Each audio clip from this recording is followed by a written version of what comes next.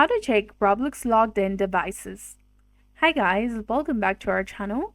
So in this video tutorial, I'll be teaching you guys on how to check which devices are logged into your Roblox account. So if you want to see all the devices where your account is logged in, here's how you can do it.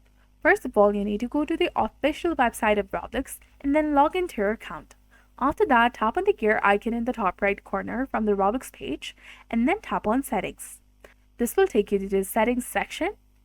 From here, tap on Security that is just below the Account Info section, and you will see a section called Where You're Logged In.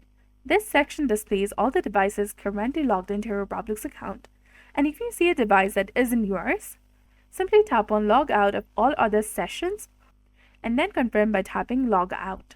This will log out of your account of all other devices except the one that you're currently using, and it's that simple. This is exactly how you can check the Roblox logged in devices and remove it accordingly. So if you found this guide helpful, please like, share, and subscribe. Thanks for watching. See you in the next one.